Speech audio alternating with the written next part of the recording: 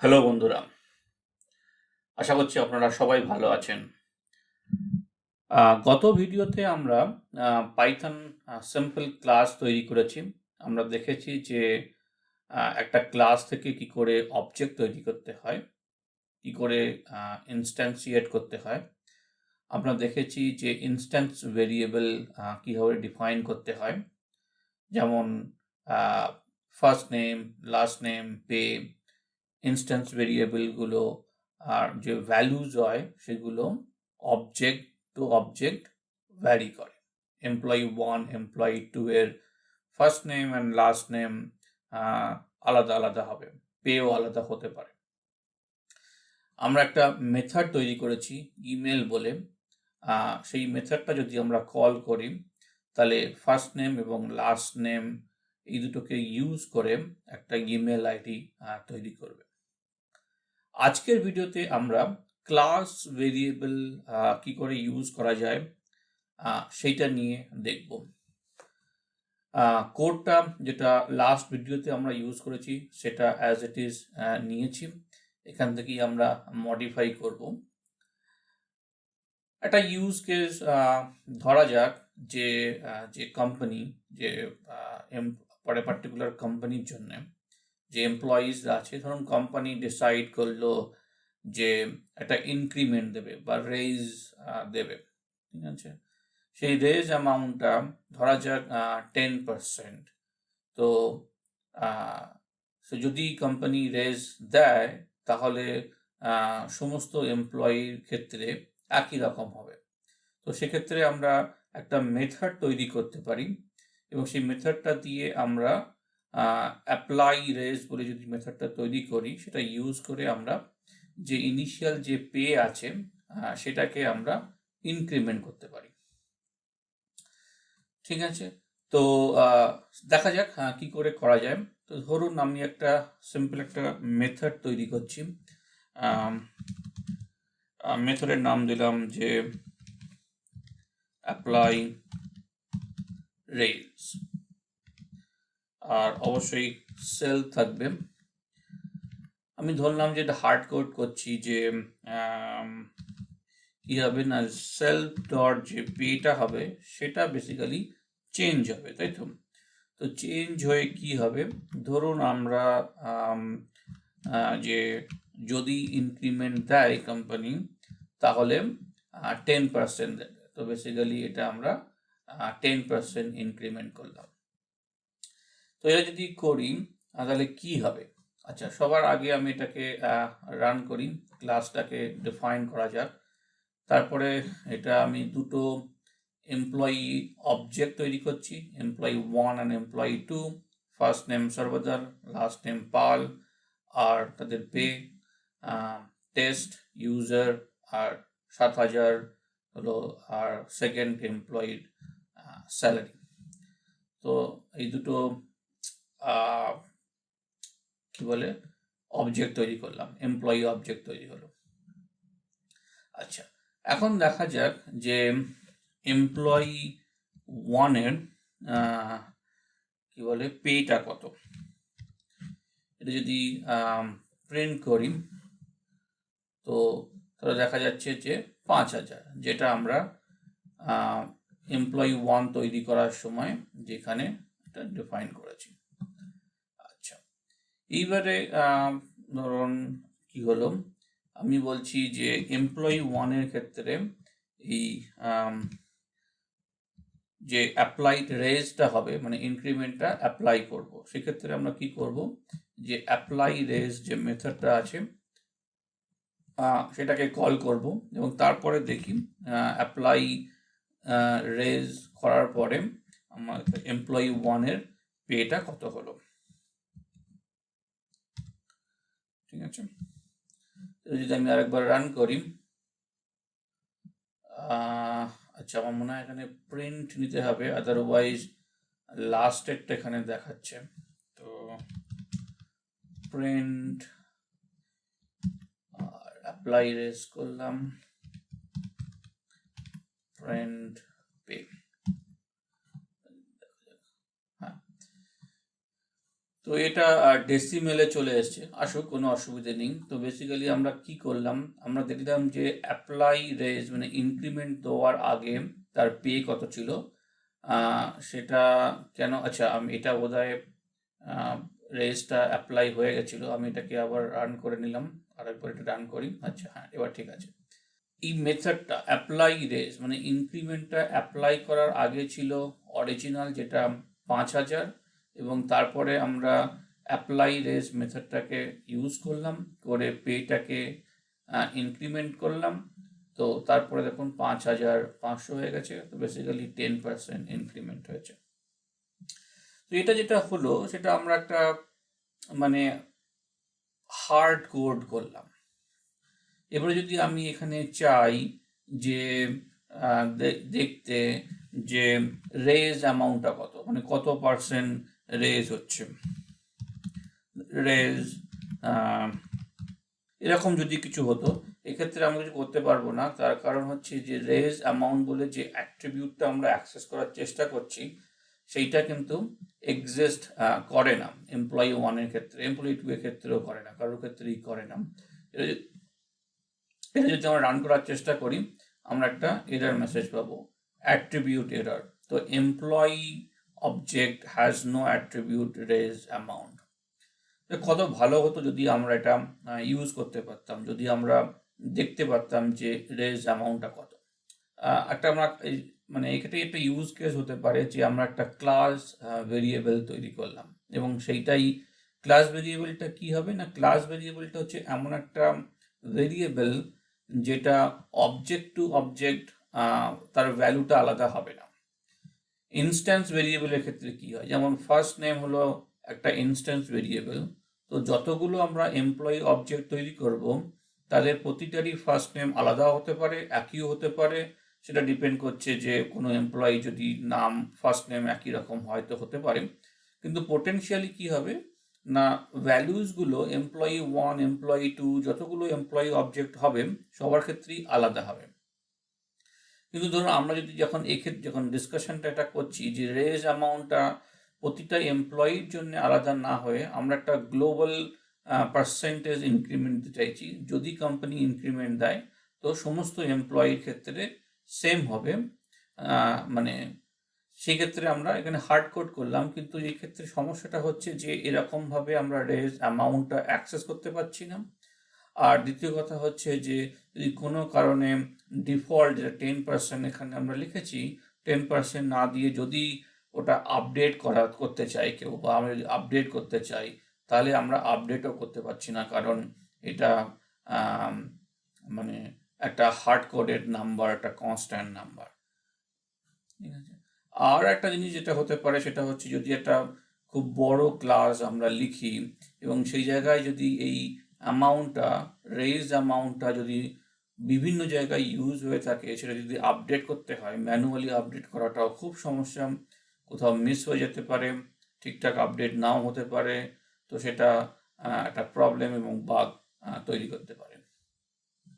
তো আমরা এক্ষেত্রে একটা ক্লাস ভেরিয়েবল তৈরি করি। ক্লাস ভেরিয়েবল তৈরি করার জন্য আমরা সবার ওপরে গিয়ে এখানে জাস্ট রেজ অ্যামাউন্ট বললাম, যেটা আমরা দিয়েছি 1.1.0, মানে হচ্ছে যে এটা ভেরিয়েবল এবং ফ্লোটিং পয়েন্ট, এবং এখানে এইভাবে লেখার মানে হচ্ছে এটা যে ক্লাস ভেরিয়েবল। এবারে আপনি হয়তো ভাবতে পারেন যে এটাই আমরা এখানে ডাইরেক্টলি অ্যাক্সেস করলাম, আচ্ছা, তো এক্ষেত্রে এটা করা যাবে না, রান করে দেখাচ্ছি কি সমস্যা হতে পারে।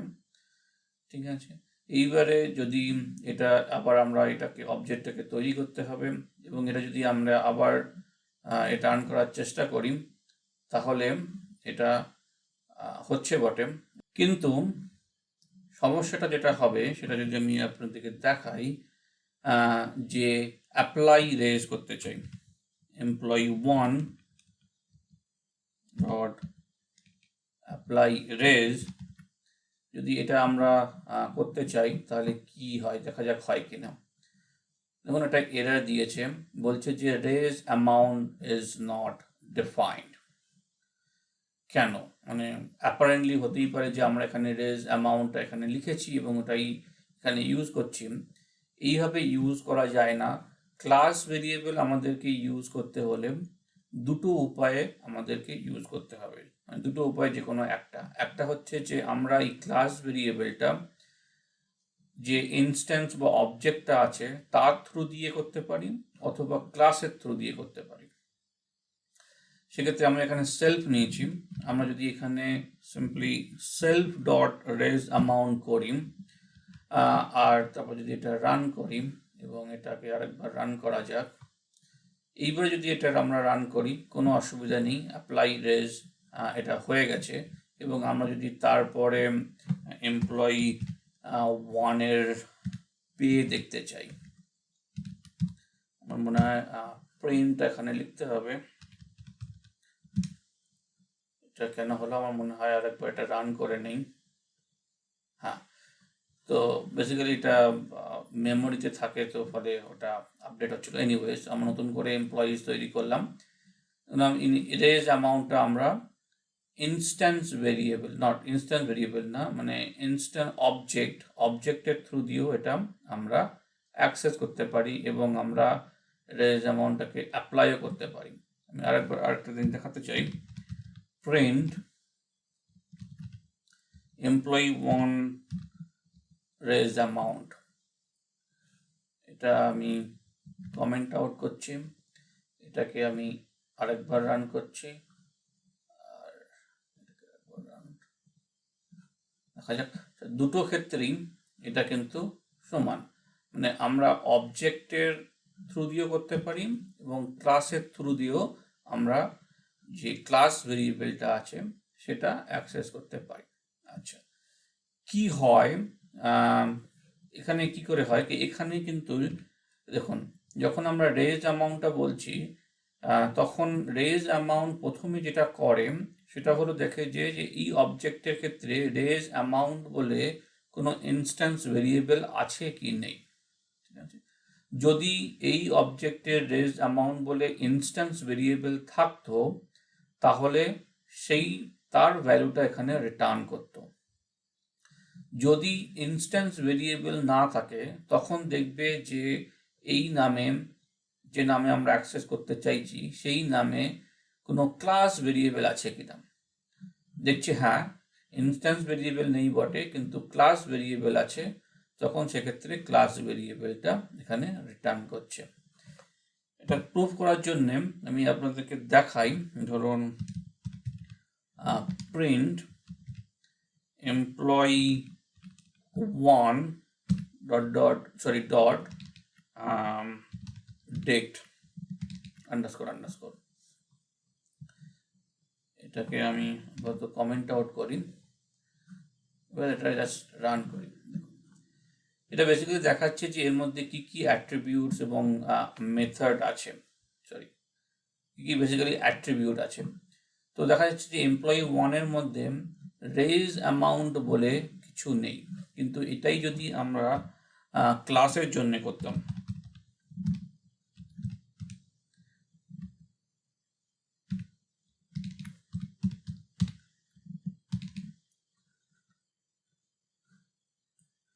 এটা হলো ইনস্ট্যান্সের ক্ষেত্রে এখানে রেজ অ্যামাউন্ট বলে কিছু নেই, কিন্তু যদি আপনি ক্লাসের মধ্যে দেখেন তাহলে দেখবেন যে রেজ অ্যামাউন্ট আছে এবং তার একটা ভ্যালু আছে।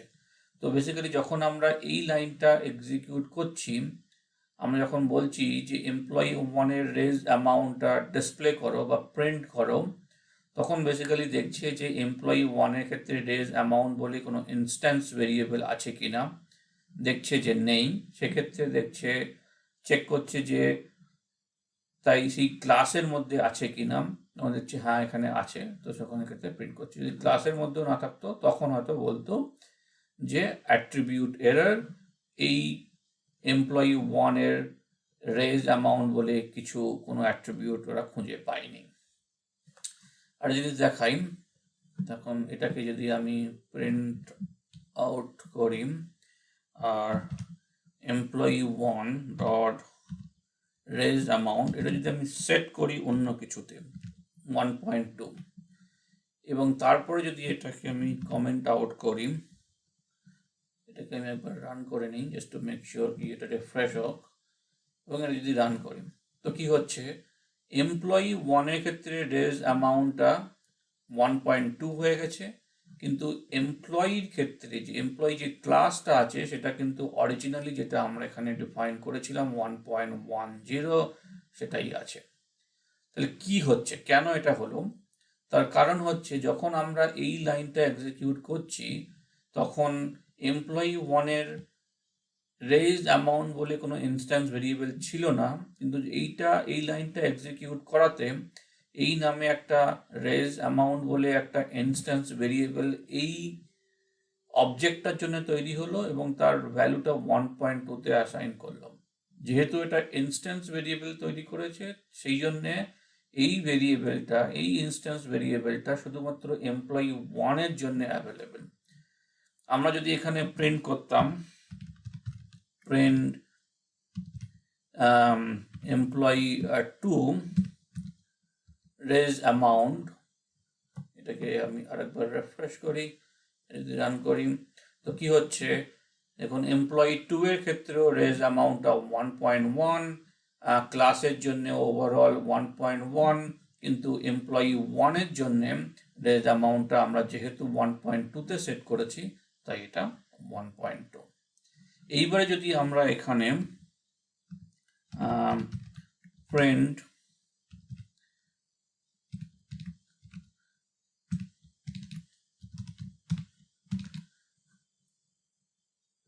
এটাকে আমি কমেন্ট আউট করছি আর এটাকে রান করি, যদি এটা আমরা করি তখন দেখা যাবে যে এমপ্লয়ি 1-এর ক্ষেত্রে রেজ অ্যামাউন্ট বলে একটা ইনস্ট্যান্স ভেরিয়েবল তৈরি হয়ে গেছে, কিন্তু এটা যদি আমরা এমপ্লয়ি 2-এর জন্য করতাম তাহলে কিন্তু এটা দেখা যেত না।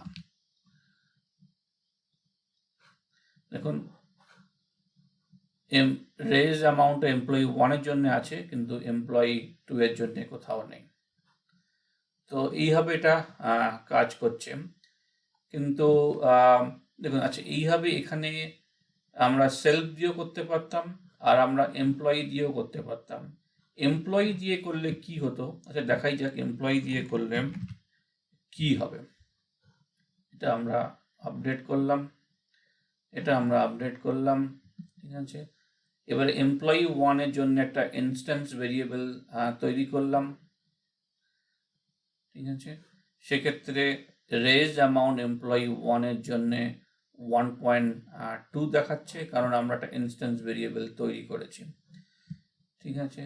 কিন্তু এইবারে যদি আমরা অ্যাপ্লাই রেজ করতাম, এটাকে আমি ডিলিট করছি, এমপ্লয়ি 1 ডট অ্যাপ্লাই রেজ আর তারপরে প্রিন্ট করব এমপ্লয়ি 01 ডট পে, ঠিক আছে। আমরা এটাকে রিফ্রেশ করে নেই, এবারে এটাকে প্রিন্ট করি, কি হলো দেখুন, আমরা বলছি যে এমপ্লয়ি 1-এর ক্ষেত্রে রেজ অ্যামাউন্টটা 1.2 করো এবং তারপরে আমরা অ্যাপ্লাই রেজ করলাম। তা সত্ত্বেও আপনি যদি একটু মনে করেন যে যখন আমরা 10% করেছিলাম তখনও 5,500 ভ্যালু এসেছিল, কারণ 5,500 ফ্রম 5,000 হচ্ছে 10%, তো বেসিক্যালি এটা 10% হয়েছে।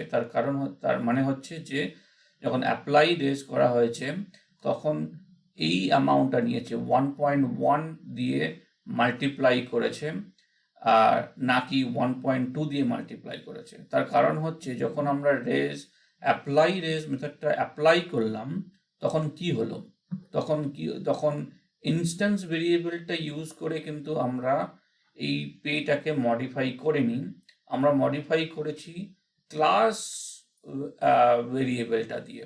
তো সেক্ষেত্রে আমরা যদি এমপ্লয়ি স্পেসিফিক চেঞ্জও করি তাহলেও কিন্তু অ্যাপ্লাই রেজের ক্ষেত্রে কোনো রকম এফেক্ট হচ্ছে না, কারণ ইনস্ট্যান্স ভেরিয়েবলটা হচ্ছে, কিন্তু আমরা ইনস্ট্যান্স ভেরিয়েবলটা ইউজ করছি না, আমরা সবসময় ক্লাস ভেরিয়েবলটা ইউজ করছি। তো সেই জন্য এখানে কিছু অ্যাপ্লাই হচ্ছে না। তো আমার মতে বেস্ট অপশন হচ্ছে এখানে সেলফ রাখা।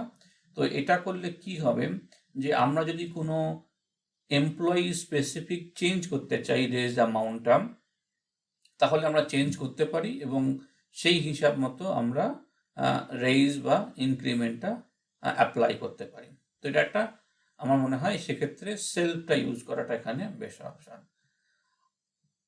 আর একটা জিনিস, মানে ক্লাস ভেরিয়েবল হিসাবে, মানে যেটা আমরা এমপ্লয়ি ডট রেজ অ্যামাউন্ট কোথায় ইউজ করতে পারি, ধরুন আমরা বললাম যে আমরা ট্র্যাক করতে চাই যে কতগুলো এমপ্লয়ি অবজেক্ট তৈরি হচ্ছে।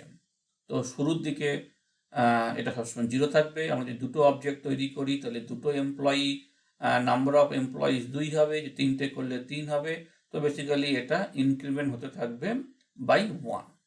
তো সেক্ষেত্রে ধরুন আরেকটা আমরা এখানে ভেরিয়েবল তৈরি করি, যে নাম অফ এমপ্লয়ি, আমরা এটা ইনিশিয়ালাইজ করছি 0-তে। এইবারে আমরা বললাম যে কি করব না, এটাকে অ্যাক্সেস করব এমপ্লয়ি ডট নাম অফ এমপ্লয়ি, ইনক্রিমেন্ট করা হচ্ছে 1 দিয়ে। তাহলে কি হলো, যে প্রথমে যখন ক্লাসটা আমরা ডিফাইন করছি তখন এটা 0, যখনই আমরা একটা এমপ্লয়ি তৈরি করছি তখন এই মেথডটা রান হবে এবং এই যে ক্লাস ভেরিয়েবলটা আছে আমরা ক্লাস দিয়ে এটা অ্যাক্সেস করছি, ফলে এটা 1 হয়ে যাবে। যখন দ্বিতীয় অবজেক্টটা রান হবে তখন এটা আরও 1 বেড়ে গিয়ে 2 হয়ে যাবে। তো যতগুলো অবজেক্ট তৈরি করব সেইভাবে হবে। তো সেটা দেখানোর জন্য আমরা এক কাজ করি, এখানে এটাকে আমি কমেন্ট আউট করি, আর এইখানে print employee dot number of employees, এটাকে আমি রিরান করছি, এটাকেও রিরান করছি এবং এটাকে আমরা রিরান করলাম। তো যেহেতু আমরা একটা অবজেক্ট তৈরি করেছি তাই এটা 1। আমরা যদি এখানে 2টো অবজেক্ট তৈরি করতাম, আমরা এটাকে আরেকবার রিরান করি, এটাকে আরেকবার রিরান করি, আর এবার যদি এটা রান করি তাহলে এটা 2টো অবজেক্ট তৈরি করলাম, সেই জন্য এটা নাম্বার অফ এমপ্লয়িজ 2 দেখাচ্ছে। তো মোটামুটি এই হলো আমরা ক্লাস ভেরিয়েবল এরমভাবে ইউজ করতে পারি।